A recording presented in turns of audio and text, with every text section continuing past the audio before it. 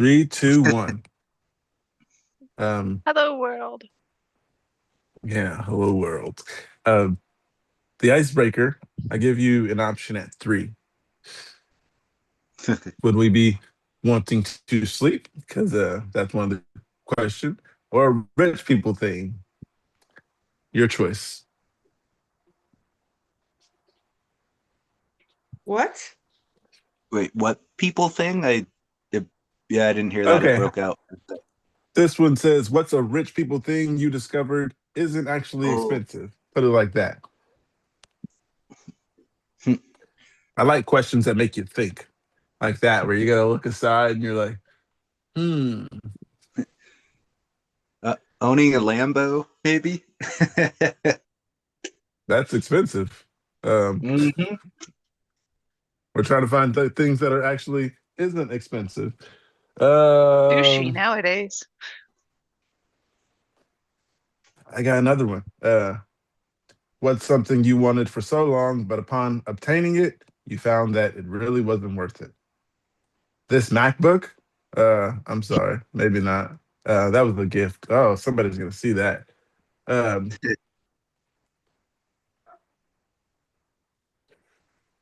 yeah, something you guys wanted, but it isn't worth it now that you have it.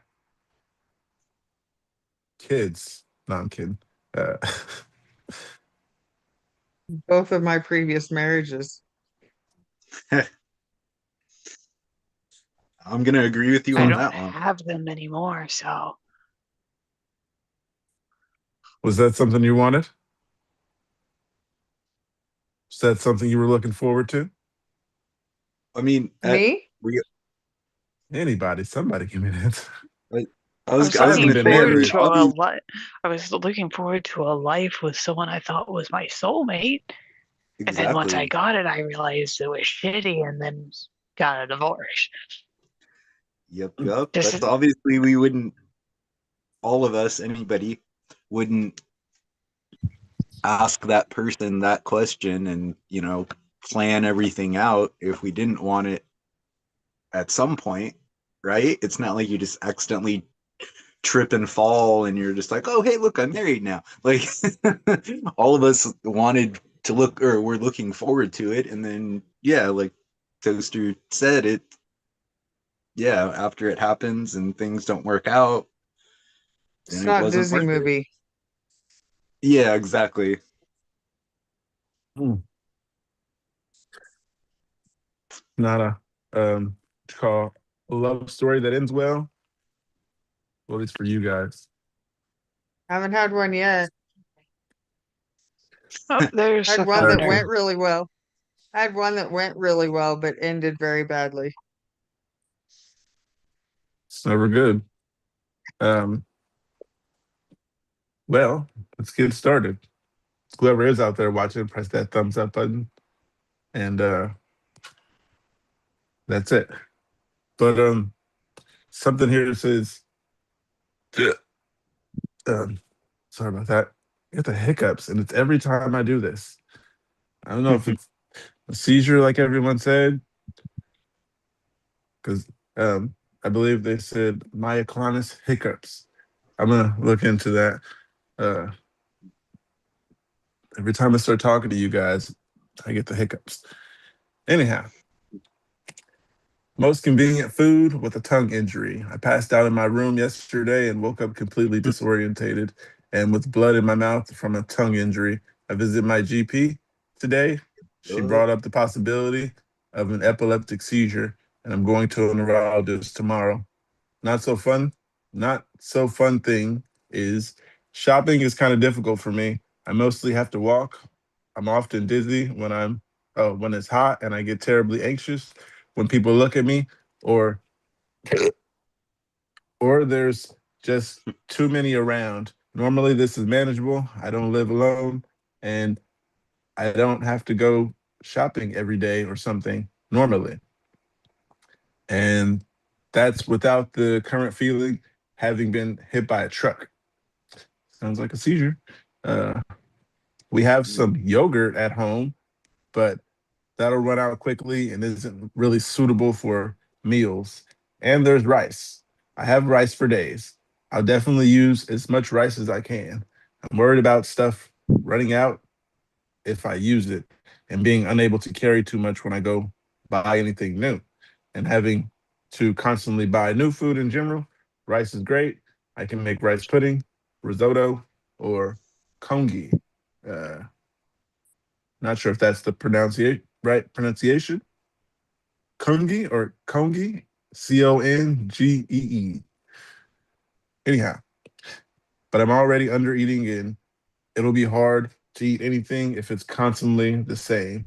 I don't know how to even temporarily change my diet like that without having to spend hours every day buying ingredients or new food in general. But my concentration is also wrecked, and I'm sorry if this is a stupid question. Um, yeah, the most convenient food for a tongue injury is the question. Um, Salt Applesauce. water. Oh, food. Right. I was gonna say I don't know anything like solid, obviously, because I have the tongue injury, but between my pancreatic stuff and biting my tongue several times during several seizures, uh, li- liquids, soup, or just protein drinks, smoothies, just enough to keep yourself hydrated and to get some calories in your stomach. I mean, yeah, that's gonna suck, but it it's still better than nothing. A few years back, when I had my pancreas issues, I was in the hospital for 15 days and didn't eat a single bite. It was just an IV hooked in. So don't worry about feeling that's a stupid question, or you can go a couple days with something. Just get the calories in you, and yeah, don't be sad about it. To this whomever is posting it. in the comments, they said, I have snacks just for a backup. Um, but yeah, convenient food for me. I think sometimes I kind of just ignore it. Uh, Try to eat. I'm not gonna say fast, but uh, I haven't Popsicles. had any tongue injuries. There you go. I haven't had any tongue injuries like toaster where you bite a chunk out or something. So maybe it's different when you have bad ones. I haven't had a bad tongue injury other than just maybe biting down on it once or twice. Um, Also, you guys, I seen a video of someone having a seizure. I don't know how I got to watch the video again. They forced the seizure, but they like laid him in a pool of water, not deep, and someone was next to him, and just like seeing how his body was doing, holding his head above water and letting his body freely do stuff. I don't know why the Did person he with at least have a epilepsy life jacket on? suggested. Yes, he did. Okay. It wasn't that deep because it was like at their waist, the One water. of the ones that Um, automatically flip you to the right direction. They make those for kids. I'm not sure. I thought it was interesting. It was a YouTube video, and they just like looked at the way his body turned when he had a seizure, just with nothing stopping him. It was pretty interesting. I'll Wow. find the link for you guys. Another thing is, I'm gonna get a teleprompter. So much easier than looking at the screen right here. And it's like, look at this screen at you guys. You never know. I'm reading it right there. Um, to the comments here for the tongue food, not tongue food, things to eat when your tongue is messed up. Chocolate milk is my go-to. Sometimes ice cream and warm stuff is too much when it's temperature sensitive. Another person says Greek yogurt, lots of healthy protein and carbs without the need to chew. I'll look into that. Another comment says cottage cheese and canned fruit, refried beans and cheese, smoothies, applesauce, vanilla milkshake. Yeah, this person has a whole list of things they can go to the store for. Are you guys hot today? Because I am. It's Yeah, It's it's hot. raining here. Junie's shaking. It's Aw. hot and humid here. it's hot here. 103 today, and Damn. then 106 tomorrow. It's going to be triple digits for 7 days. Damn, So screw that. right. It's We're not it's quite there yet. 70. It's not August. My I got phone says that we're now down to 93. Down? Jeez. Well, it's rain. That's how is it raining and that hot? That's Humidity. crazy. Yeah, no, I mean I physically I know how, but yeah, I'm just saying. Oh, okay. I got something here, guys. It says theaters. Has anyone seen the new Jacksons movie? My millennial ass is itchy to go, but I'm not sure what to expect with sensory overload. Flashing lights aren't an immediate trigger for me, but they have caused them in the past. For example, when they re-released The Return of the Jedi for the 40th anniversary, I thought to myself, in quote, I've seen this movie 1,000 times, I'll be fine. I was not. The final scene got me, but I hate missing out on stuff like this. So, to any who have seen, oh, it didn't say the Jackson movie, it said the Jackass movie. I'm sorry. To any who have seen the Jackass movie, is it flashy? Have not seen the Jackass movie. I'm not sure if anyone else has, but I can read the comments, and there's only one. It's basically saying that it is a problem. Someone said it has electrical sparks and flashes at the end of the final challenge of the escape room from hell. And during the aftermath, there are some red flashes visible in the background. Also, a flashing disco strip club lighting throughout the Bad Grandpa segment, and end credits montage includes some clips with cameras flashy. Uh, yeah, sounds like you shouldn't go see it. Or I was just gonna add in if they really do want to see it, like watch it on like I don't know, a tablet or something that's a smaller screen so the lights aren't like In fully theaters right triggering now. them. Yeah. Well, no, that's what I'm saying is don't watch it on like a big screen like that. Watch it on something smaller so it's not as effective to them. But yeah, that was just my suggestion. Yeah, wait till it comes out. Watch it on a smaller screen so nothing sets their brain off. Um, I got something here, and toaster. No, I'm just kidding. When I find things that are in the states from every places, I usually just feel like I can say this one because this person's from that state, even though it might not. Oh well, you know the laws there, and it says driver's license in North Carolina. Recently moved to Durham, and I know the rules for driving with epilepsy are very strict in North Carolina. Has anyone applied for an out-of-state license transfer with an epilepsy diagnosis? If it has been over 6 months since your last seizure and you had an active license for another state, do they still make you wait for an active license? How long did it take? Any documents you brought with you that I should take with me? Thanks for any and all advice. Okay. I'm a bit confused with the timeline. Are they moving to North Carolina? And so they have an out-of-state license? I don't know where Durham is. Durham is in the Raleigh area, near the Did I capital of pronounce it North right? Carolina. Durham. Okay. It's where Duke is. Oh, Nice. okay. I just say don't drive. Well, yeah, first off, don't drive. Yeah. I believe with North Carolina, it's a year Oh wow. and it resets every time. Doesn't matter if you've gone 11 months and 20 days, it will restart. Yeah. Okay. I actually had a Nevada license when I moved to North Carolina. Is it easy to switch?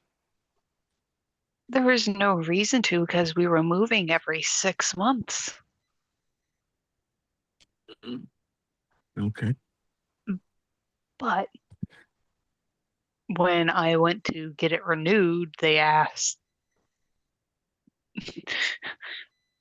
I was like, just give me the ID. I don't need the license. So I actually do not have personal experience on if you can keep it or not. I just didn't. Okay. Anybody? My neurologist told me I couldn't do it, but no one ever came and like punched a hole in my license or anything. It just I was told not to drive. If you do, this is the legal ramifications. Yeah. I didn't have a license here, and I made the bad decision to drive. Now I'm sure I'll never drive again. Oh. Well, the ramifications are it doesn't matter what type of accident you're in. The other person could run a red light. You have epilepsy, you're going to be to blame. That sucks. Yeah, I'm sure. Yeah, I'm sure Pookie knows, but yeah, the laws here for California are if you have one, like a seizure, then you can't drive for 6 months. And if a doctor, I don't know, like if you go to the ER, so you have a doctor knows about it, by law they have to report it to the DMV. So my first one was when I was 19. So I was like upset with my parents at the first time for taking me to the ER about it, because I was, yeah, like I said, I was only 19, girlfriend, work, going to college. So I was upset that I had lost my license. Now, like you guys all have said, there's no way in hell I'm even going to get behind the steering wheel of a car again. So Nevada was different. Nevada, it was kind of like progressive. It was like you had a seizure, you can't drive for 3 months. You have a second seizure in that timeline, 6 months, and then it goes to a year. So Nevada is it's weird to say progressive. yeah, no, I know what you mean. And it's funny too because California is obviously right next to Nevada. So it's funny that you can have one,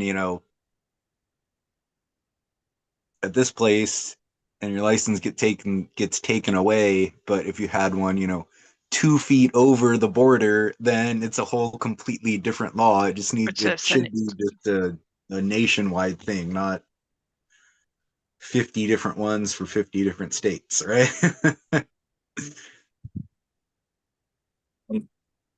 You guys added a camera to my cameras in the house.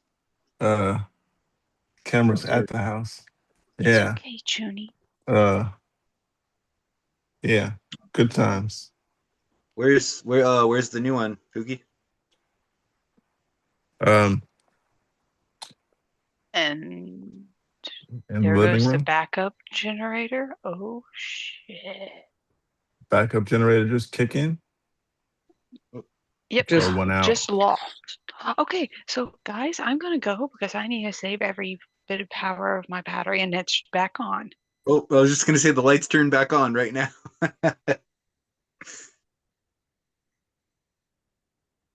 I don't know. All right. I don't trust it. Gotcha. Stay safe. If you end up trusting it, come back. I'll come back. I don't think we're going to shul tonight. All right. Anybody ever take Fycompa? I have not. Uh, okay. Yeah, and Uh, that's why my arm is fucked. But hey, oh, so you did. no, Okay. that's So, what I'm on. That's what I'm on right now. oh, nice. Well, you could That's answer why. this one then. It says, anyone taking Fycompa? What side effects did you get? I've been on this med for so long, lower dosages now, but it used to be easily trigger irritable. Why I take it? Why I take it right before bed these days? I decided to take it with dinner tonight instead because I was feeling off this afternoon. And tonight, it's making me feel high. Maybe because I had a beer too, and I'm 12 days sober from cannabis, and I used to smoke weed daily. Could that be a problem? Um, Good thing that you drink and smoke, James. You could answer both of those perfectly. Uh, yeah, but very, very rarely with the drinking because that does make it makes it worse, but also better. The times that I do it, it makes my head feel worse, but it makes the arm better because it stops the twitching because that just relaxes you in general. Um, this last week when I didn't get my meds for 3 doses, my arm was fucking nuts. So that's definitely a side effect from it, at least for me, is the twitching. And uh yeah, other stuff was weird. But the taking it, I always take it right before I go to bed because it makes the other times I have taken it while awake, it makes me feel super like groggy, like stumbly, dizzy. I don't know what the right word is, but yeah. I don't think the smoking is going to do anything to them, but everybody's Already. body's different. Right. So, Um, all right. Well, there's two comments here. One says I take 8 milligrams Fycompa. holy Take shit. it before take it before bedtime. Within minutes, I start to feel drowsy. Mm-hmm. Oh, ASF. I have a hangover. I don't drink, but uh, as if I have a hangover. Getting drowsy as if I have a hangover. I don't drink, but I have the occasional, and doesn't mix well. Yeah. That's Another that's what comment I says, noticed. I started on 4 milligrams and then they upped it to 6.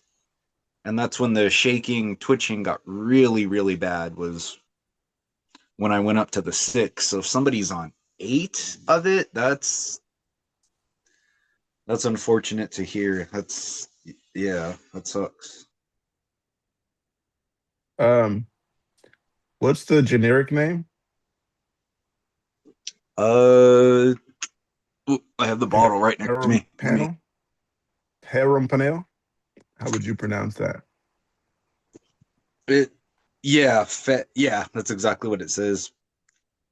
Paramphenello, but yeah, same thing you're reading, and that's yeah the 6 milligram right now. I have the 4 and as well, so yeah, that's not fun for them to be on 8. I can't imagine that. All right, I got another comment here, and it says I was on Fycompa for exactly 4 months and got up to about 8 milligrams. It made me violently angry, but I've also got a mood disorder, so my experience is probably tainted by that as well. Otherwise, no side effects. I never drink while on it. Okay. Uh, don't drink while on Fycompa. Hell no. Ew. But I got another interesting one. Uh, you guys ever done mushrooms? No. No. Okay. Well, uh, I'll read this and answer it myself because it says magic mushrooms and epilepsy. I've been seizure free for 7 months now, and I've got off Keppra. Still on. It says that I got off Keppra. Still on lamotrigine and valproate, and have felt the best I ever have since getting diagnosed in November 2024. I want to take some magic mushrooms, and I'm curious if anyone on here has good experiences and not had seizures from it. Also, has it affected your medication and whatnot? Is there anyone that takes them often and has no issues? Has it helped you in any way? Less frequent seizures. And thanks. Uh, I did them. Wasn't every day like this. Well, actually, it was every day for a while, and then I was just like, it's not gonna work. It stopped working as much the first 3 days in a row. Got too excited. The first day was amazing. Uh, it didn't bother my epilepsy. Some people it might. Everybody's body is different. Don't stop taking your meds. I think this person said got off the Keppra. Uh, 7 months seizure free is a big, not a goal, um, achievement. There we go. Andrea beat that one. She achieved more than 7 months, right? My last focal was the middle of September. About 7 months. My last Nice. TC was the end of July last year. So you're almost Almost a year for a TC free. TC. Nice. Um, does anybody watch anime, or is that a dumb question? I don't. No. James, you watch Yeah. anime? No, I don't. Good. But not a dumb question. But yeah, I have seen like I don't know different clips or whatever on YouTube, and like a lot of it has like super flashy or like color changing or whatever you want to call it. You know, like yeah, flashy stuff. So I can understand how for some people that might mess them up. Okay. How do you guys remember to take your meds? Actually, First hold thing in on. the morning and right before bed. Oh, Yep. And an alarm on my phone set for each time of the day just to make sure if I do something, I don't remember or I go to bed early or if I leave too early in the morning to go on my bike ride, I set it so I don't forget. well, I got this here that says mechanisms for remembering to take meds. Hi guys, it's me once again. Your panicked twink asking for advice. How do you make sure? Sure is in quotes. Make sure you take your meds. I find myself always wondering if I did or didn't. I try to rely on memory, but that's even worse. Do you have any mechanisms for helping? I have this right here. AM, PM. If it's gone out of that one, you took it. Unless you took it out and then went to watch TV or something and lost the pill. Usually I take it out when I got the water in my hand. Pill, water. Yeah. I have mine Anna, sitting right. Go go ahead. ahead. I got mine in I my was just head. gonna. I have my meds and a bottle of water sitting right by my bed, so I just take them right when I get up and right before I go to bed. Mm. Pookie, I have the exact same box as you do. Yeah. Yep. Yours are not That's in the hella right funny. order. What was that? Sorry.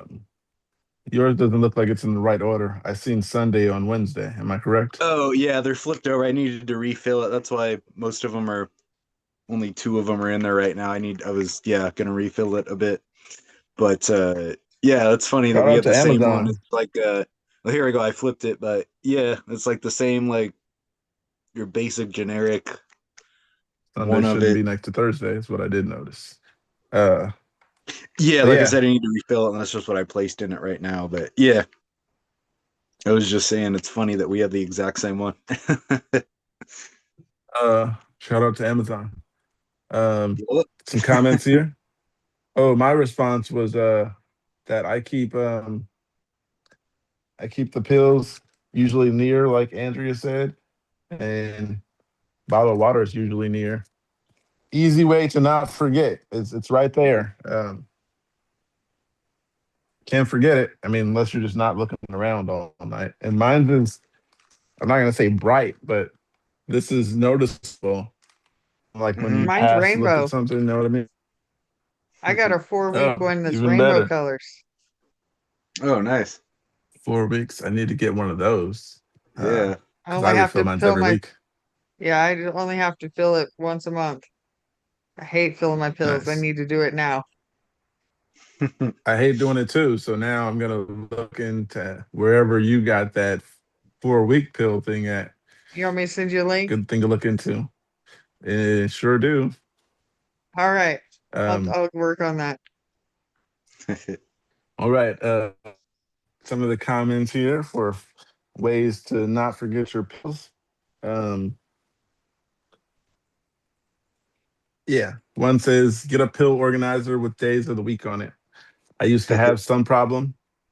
Now I can just look and see if Thursday slot is empty. Also, I set an alarm on my phone, but sometimes I turn it off and still forget to take them. So the organizer is what really works. Yes, I make sure I don't turn it off and the pills are still there because I will forget. Um, anyhow, another comment Exactly. I here mean, yeah, I says, have. Oh, sorry. no, go ahead. I already stopped talking. Oh, I thought you were still talking. Sorry. Yeah, I was gonna say it's my I have the alarm on my phone. Maybe not everybody has that, but at least like an alarm clock or something that just wakes you up, to make sure you take them on time. Even if somebody doesn't have that, like set a set something like a piece of paper or whatever, next to your bed, so that you just make sure, just anything to make sure you take it. Like like I said, I didn't have it for 3 days. I had a seizure.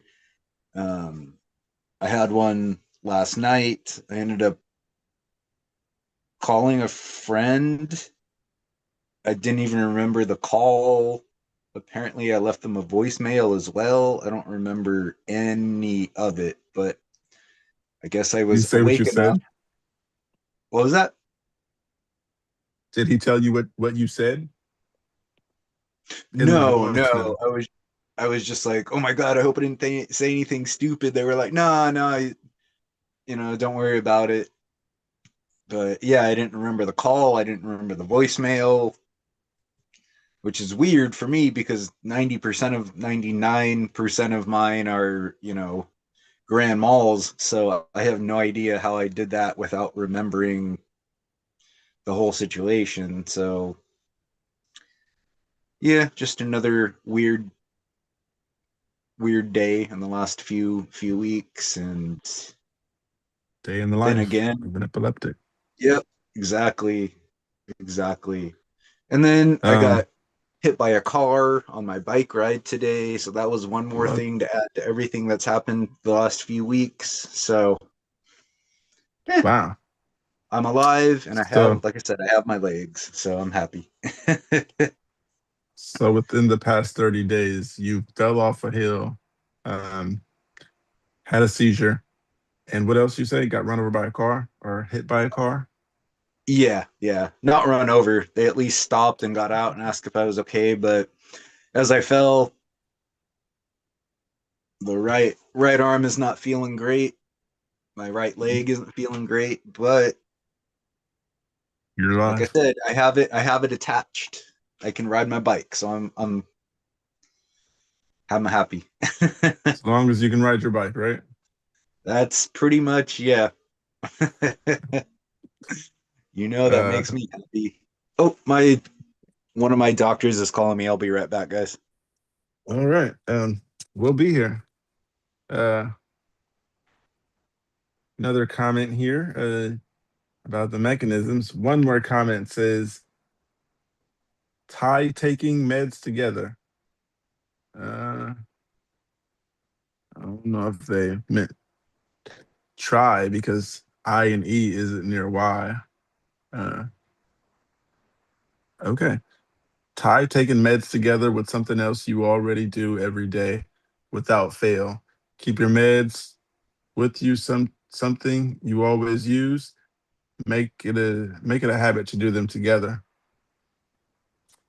Andrea, your habit to do it together is wake up and go to sleep. Yep. Um, I think if I were to do that, I'd forget. Do you put a timer too? Or you're just like, oh, it's right here. I do have an alarm on my phone and that's tied to my watch for my nighttime meds, but usually I just shut it off because I know I took them, so it doesn't get to that. It's just Okay. to make sure I did because if I'm gonna miss my meds, it's gonna be my bedtime meds. Hi, Seamus. Hey, Hey, Seamus, how you doing? doing good. Good to hear. Um, I was on on a post right here, and it said mechanisms for remembering to take meds. You have any mechanisms to remember? Phone alarm. Yeah.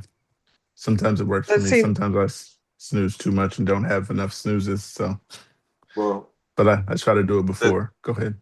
I usually get in a schedule, and just kind of do it automatically now. So I almost don't need the alarm. But uh, Um, The good backup. yeah. Seamus, also, you have a great beard, man. I lost my beard comb, so I can't show you. But yeah, I'm just waiting for mine to come in. Check it out. yeah, looks good. It's too much. I would never usually do this. I did it for Andrea. You did not do it for me. No, I usually shave every 3 months that I shave. You shave all of it Like, off? Just like to the so that it's stubble. It's not like all off, Okay. but uh Yeah. Okay. So remembering your meds is pretty easy with an alarm. yeah. Uh, I got mine too, Pookie. you got a comb, Seamus? No, I don't get a comb. Oh, I okay. I mean I do, but not near me. Okay. The icebreaker today for you, Seamus, is what is something you wanted for so long, but upon obtaining it, you found out it wasn't really worth it. Uh, I can come back. I suppose time away from people, because that like when you go on vacation, then you get homesick. You start Okay. missing family. That's a good one. Okay. Yeah, that's a good one. Um, I got something here though, and it says seizure activity only when alone. That sounds like you, Andrea. Um, anyhow, it says, so I'm waiting to be contacted by a neurologist to see if these incidents I've been having since I was 9 years old, I'm in my mid 40s now, might be focal aware seizures this entire time. I had no idea that was a thing. As a kid, I thought I was just an alien inhabiting a human body, sleeper agent style, and once or twice a week, having these intensely frightening brief episodes where I remembered that I wasn't human, but I couldn't remember who or what I really was. Before I'd go back to thinking I was my human self. In my 20s, with I heard a friend with childhood trauma describing her depersonalization episodes or attacks and thought, oh, what are those? Are those because I do have childhood trauma diagnosed with CPTSD now? And went on using an explanation for myself for 2 more decades until recently when a friend who also had been having what she thought was trauma, um, trauma based flashbacks, went into a tonic-clonic seizure that lasted like 5 minutes. In the aftermath testing of that, found that her end quote flashbacks had been focal seizures this entire time. Several months later, she was talking about it, and something she said made me wonder about episodes. And several conversations with my doctor later, here we are with multiple medical professionals concerned that I had untreated epilepsy for nearly 40 years. Wow.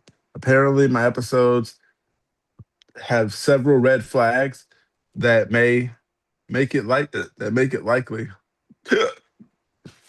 As I'm searching through Reddit, I find a great deal of overlap between my symptoms and what diagnosed folks with epilepsy describe.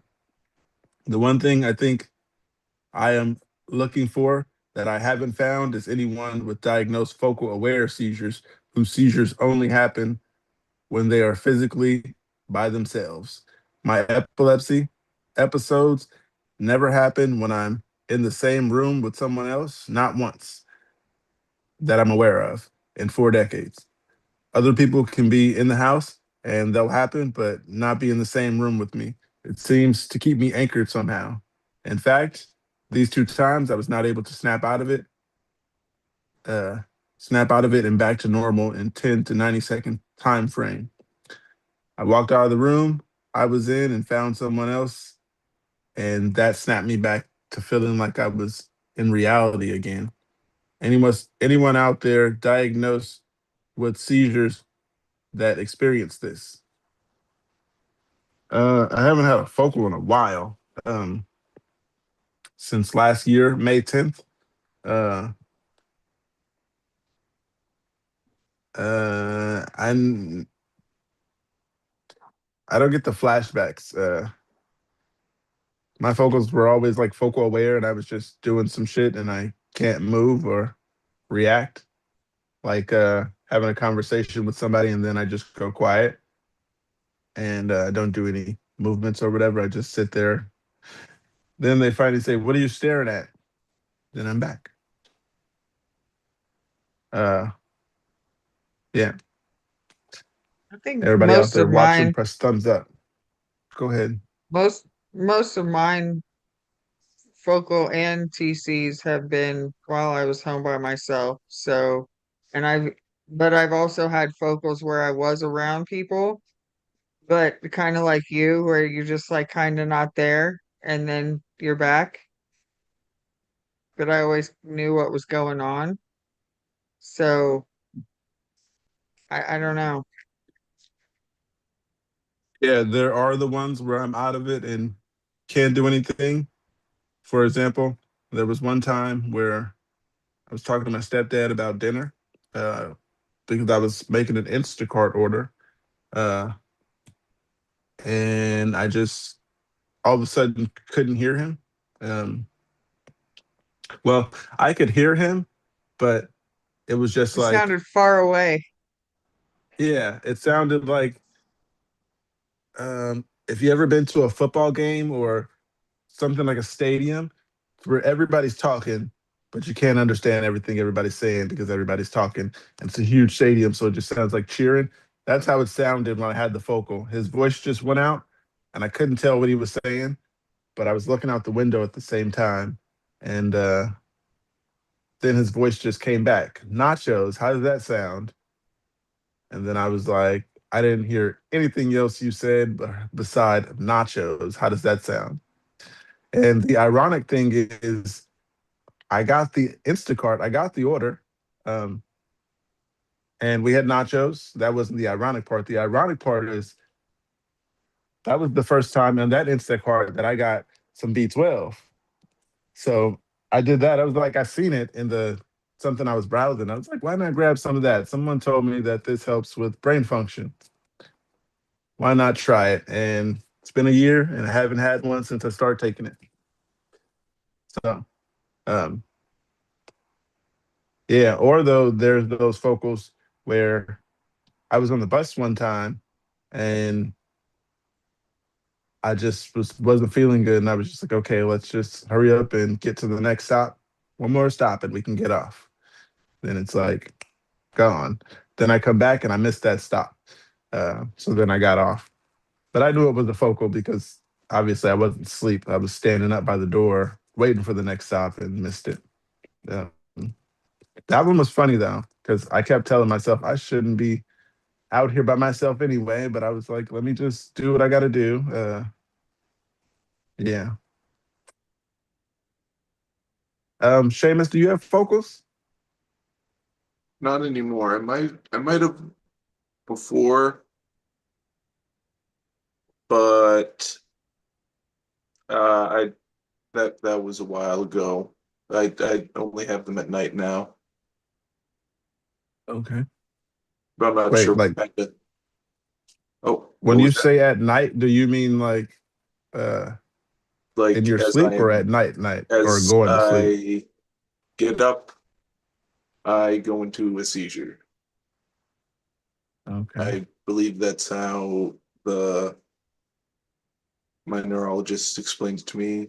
You have waking seizures, something like that.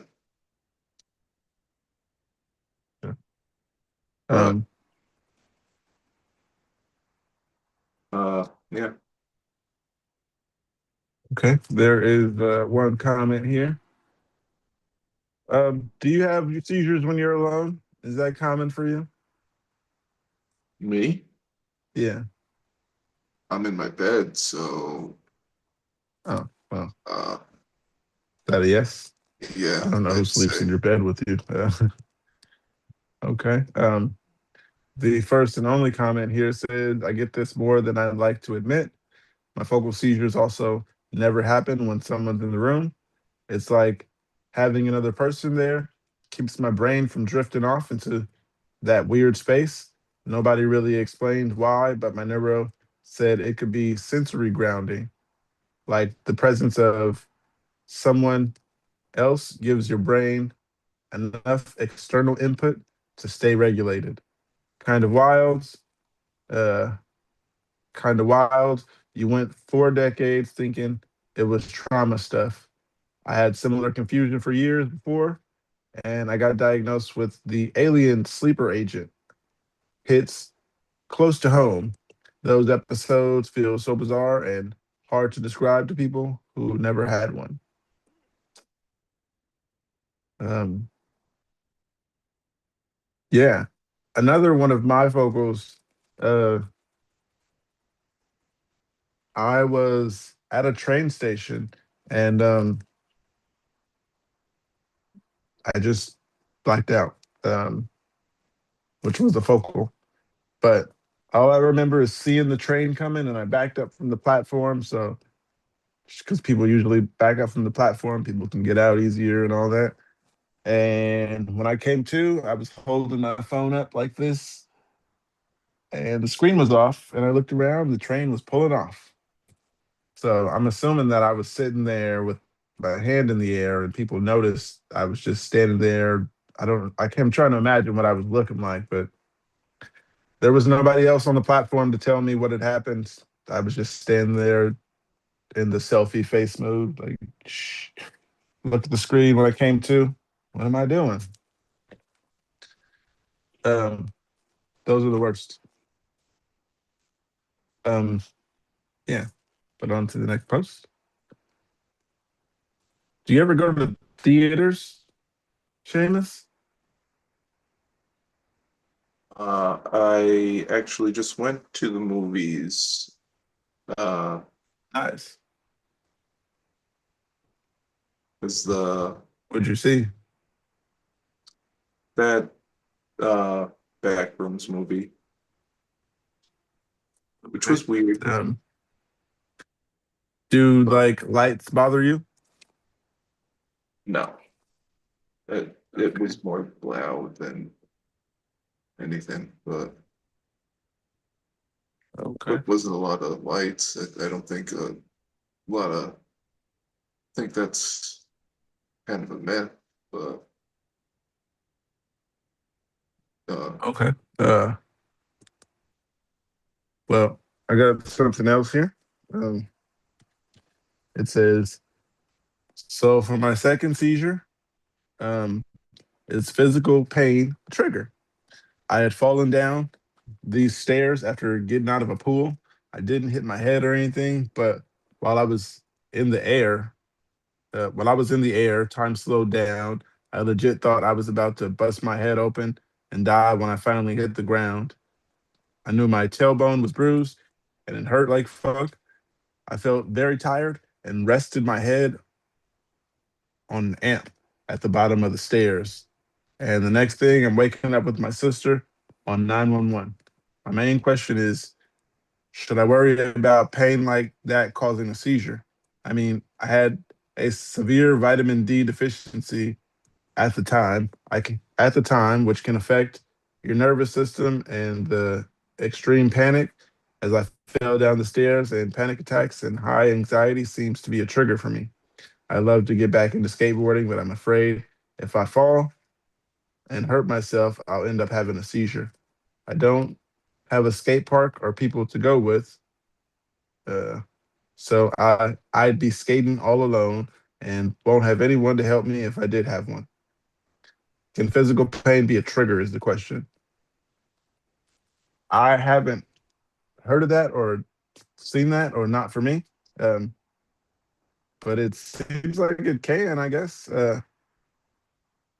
Like this person said, it could cause the anxiety and all that, which can cause a seizure. Um, yeah. Falling off your skateboard. Never really rode a skateboard to know how hard you can fall. Uh, but I imagine it being bad because you could like slide on the pavement and like get scrape marks and stuff. Um, I don't know if how that happens because, like I said, I never rode a skateboard. Um, do you guys think physical pain can be a trigger? Is the question. I honestly kind of feel like anything could be a trigger. It just Yeah. depends on the person. Yeah. Depends on how painful. Like, were they in immense pain? That could have been a trigger. I don't know. It's never been a trigger for me. I think the anxiety part of it is the part I think can cause one. But just like running into a wall, I don't know if the pain from that will cause me a seizure. I mean, not to compare theirs to running into a wall, but just trying to think about pain. Um, The head trauma could. there you go. I could fall on my head. That trauma, yeah. So Wear a helmet. pain, yeah. Everybody's body is different, and seizure is usually one of a kind to everybody.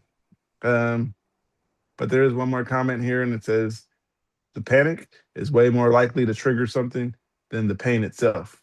And skating alone with the anxiety is just stacking the deck against you. Yeah. You guys ever rode a skateboard? Not really. No, I rode a bike. That's it. Okay. I used to roller skate. I wasn't Like coordinated enough for a skateboard. roller skate, like with the four wheels? Yeah, like the little boots with wheels on the bottom of them. Yeah, with like the two wheels side to side, or one with the. Okay, I did both. gotcha. Okay, I got one here, and it says 23-year-old female, first seizure. Hello, all. I'm very new to this group.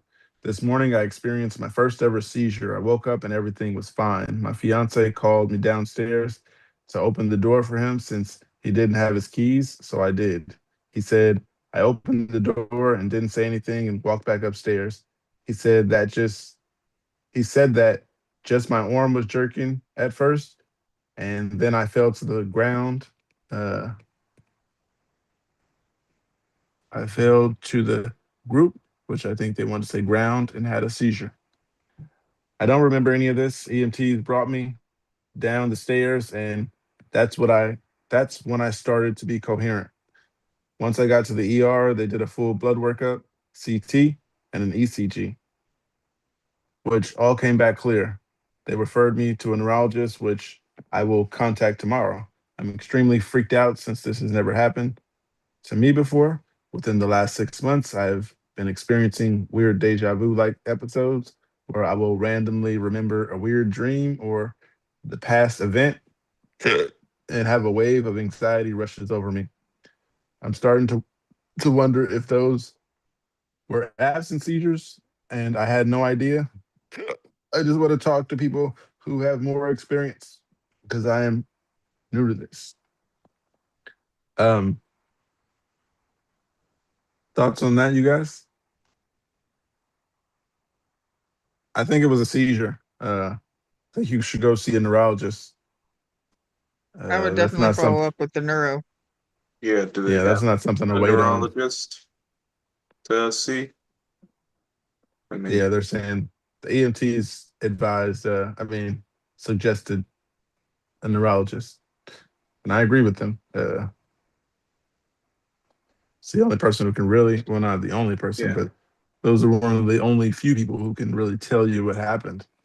that or an Uh, epileptologist, yeah, or an epileptologist. There you go, which are Seamus. pretty much the same thing. I heard they're better.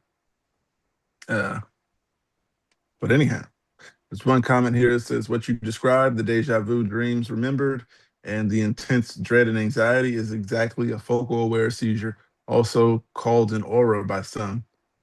They're usually due to temporal lobe issues, but it's not exclusive if the temporal lobe epilepsy that is treatable with medication.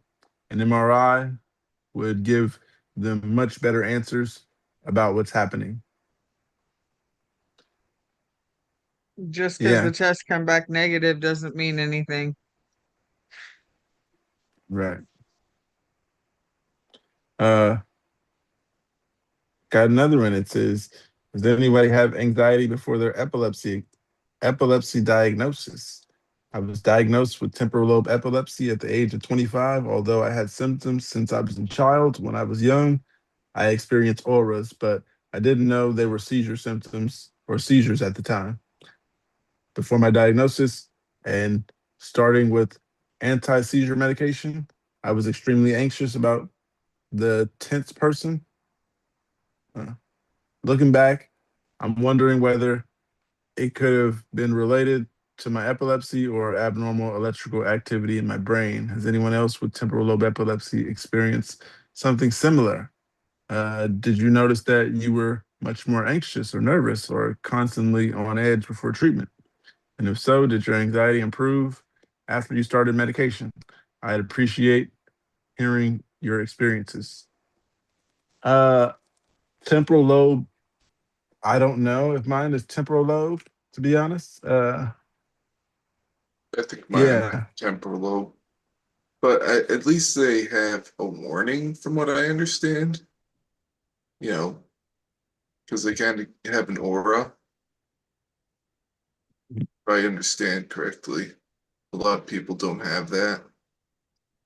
Just kind of yeah. randomly seizure out of nowhere, from what I Okay. understand. Hmm. Well, there's a couple comments here. Oh, go ahead, Seamus. No, I didn't have anything else to say. All right. Oh my goodness. All right. One comment here says, same. I started having seizures at the age of 15 and got diagnosed with juvenile myoclonic epilepsy at 16. But before having seizures started, I had such bad social anxiety and my brain was just too loud 24/7. But after taking meds, it got a lot better.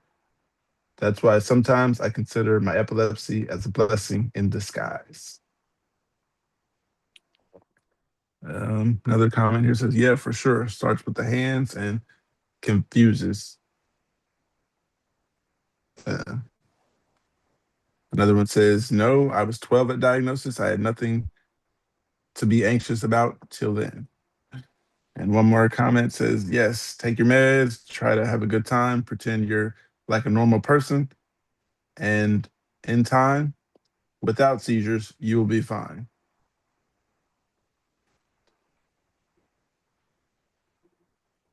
I don't think I got the anxiety until I started knowing what the auras were.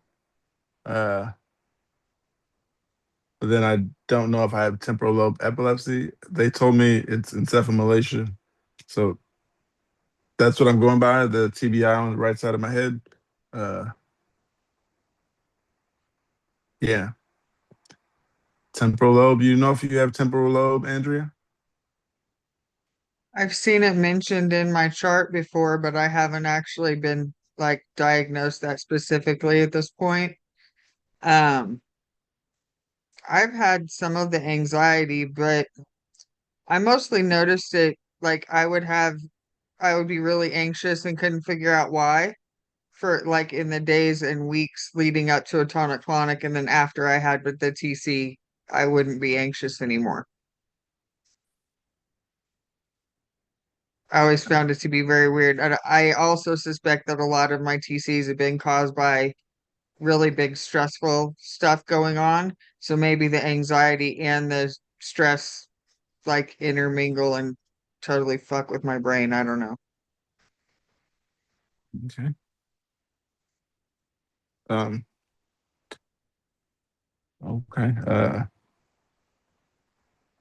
Got another one that says close eyes during TCs, but everything else is epileptic. 27 years old.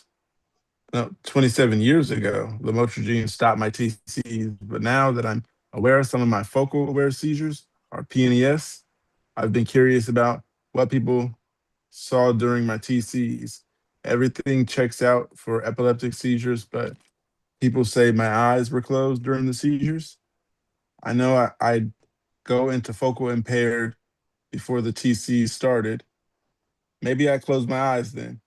Even with everything checking out as being epileptic, it would be a huge miracle if they weren't epileptic when I have SOD plus. Um, but can you and do you ever have your eyes closed with epileptic TCs?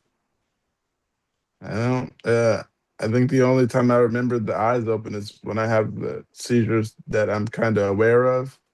Uh, that's the only time I really just be able to see. Other times I never really look back at the camera or anything to see if my eyes were open, which is a good thing to look for and kind of interesting now. Um, do you guys know if your eyes are open or not? Not a clue. Yeah, I'm pretty Right. sure it's closed. They're just kind of black when I go into one. If I'm awake. Yeah, it's usually Yeah. wake up. Oh, you had a seizure. All right. If my eyes were open, then I have the focals that you know that you're, I mean, that you know, or what is it? Aware TCs. Some people say it is impossible. Some people say it is possible. Um, but I know from experience that it is possible. Uh, unless I was just using some type of super hard drug, because yeah, those ones are rough. Uh, Go ahead, James. Uh, I know you don't, but does I don't know who all is on right now. Does anybody have a VNS procedure done? That's on Seamus here. I mean, does. Seamus oh, you have? does. Oh, nice. Do I that yeah, I just got a phone call from my doctor because I have one on Tuesday. I just had a couple of questions about it. How long does the procedure take itself? Like, I mean, I know you have to get there early and all of that, but how long does the actual procedure take? If you remember or no. Uh, I would prepare for an extra night or a few extra nights over just in case, because you never know what's going to happen. Like bring Yeah. entertainment and whatnot. Uh, but uh, I'm pretty sure they just, did the procedure. About, I mean, I was having the procedure done on me, but I'm pretty sure it only Mhm. took about 3 hours. Oh wow. Okay. I thought Uh, it was gonna be, yeah, shorter than that. Wow. For awake? well, I, no, I was knocked out. I don't know how long. You'd have to ask the doctor who did the surgery. But no, they just put you under and shave Mhm. your beard and you know, Okay. well, because they make an incision in your neck, so they shave my beard. Yeah, yeah, no, it's like I keep it trimmed under here, but I'm not shaving the beard I was like that. joking about that. I was joking about that. Uh, That's not funny. um that was a joke too. No, I was just wondering because obviously none of us drive. I'm having, yeah, um my family take me out there and everything, so I was just kind of wondering from that. They said the operation time is 10:30 a.m. and they told me it was an outpatient procedure, so I'm hoping I get to be home that night. But like you said, yeah, I'm yeah, preparing for at least prepare for one an night. overnight stay just in case. Yeah. They might be full and not be able to take you and just put you in a room. Uh, or they might have it done early. Who knows? Who knows? Yeah, because I don't know if I've mentioned it while you've been on here, but I have had my gallbladder removed a few years ago. So obviously you get, a couple incisions from that. And it did take me a few hours to, wake up and I needed some pain medication after that. So I was there for most of the day. That's been several years, so I don't remember exactly how long that was now. But yeah, like you said, I was preparing at least to be, there for a night or something if, worst comes to worst. So Yeah, the power could go out or something. You never know. yeah, and yeah, exactly. So okay, we'll see. I just wanted a little more information But no, in my head. they just do the operation. It is a short one from what I understand, but I don't know. Don't overthink it. It, fixes a lot. Uh Yeah.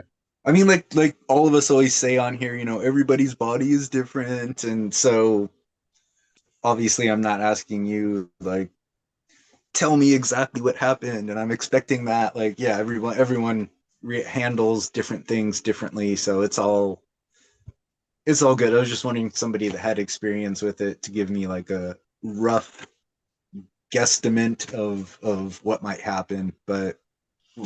yeah, You're gonna be it's there all day. what was that? I said you'll probably be there most of the day because you're gonna Yeah, have to check in early, and then you're gonna have to have the surgery. Get mhm. prepped, which will take forever. Then you'll have the surgery, Yeah. and then you're gonna have recovery. So it'll be at least afternoon before you get out. But Oh, like Seamus definitely. said, Yeah, it's possible you might be overnight. I don't know.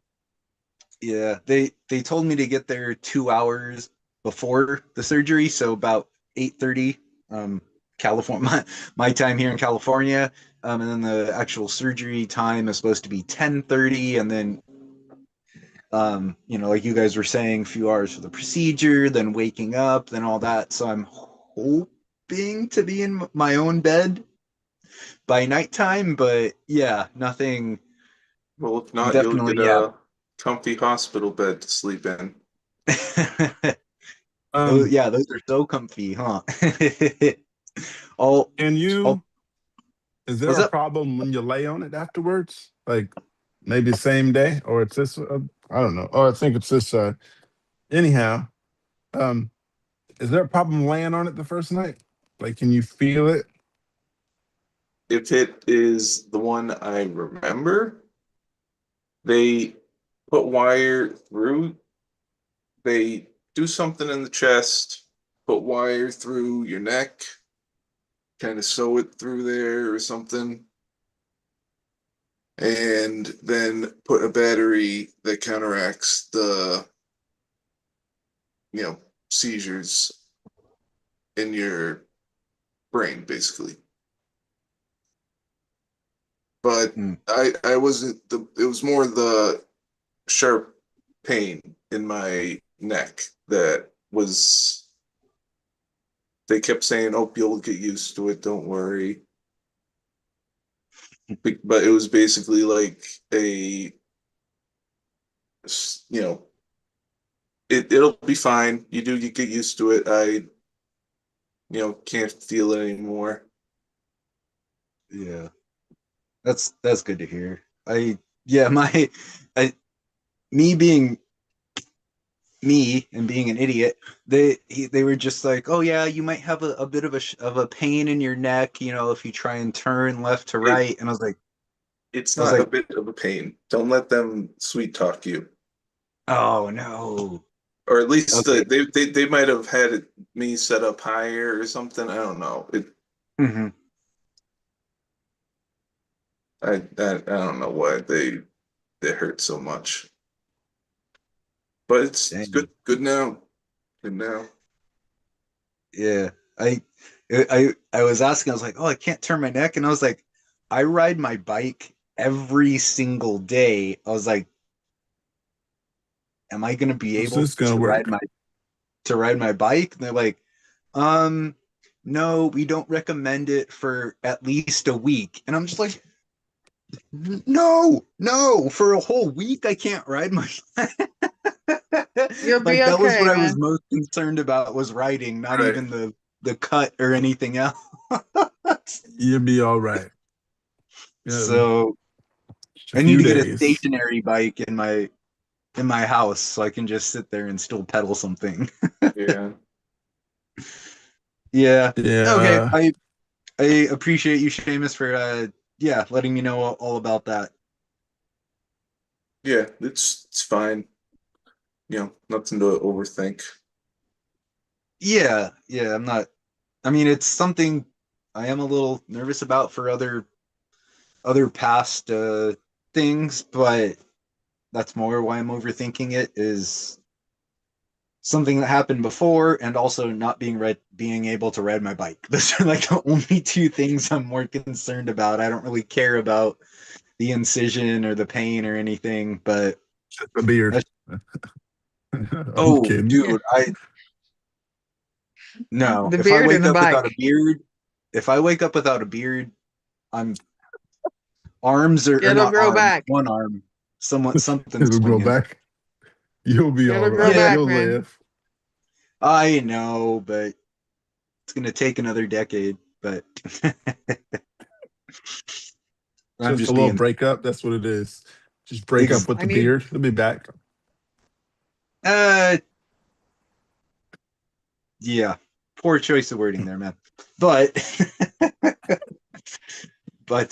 yeah, it's all good. I got to ask you guys some questions. I got to ask the doctor some more questions.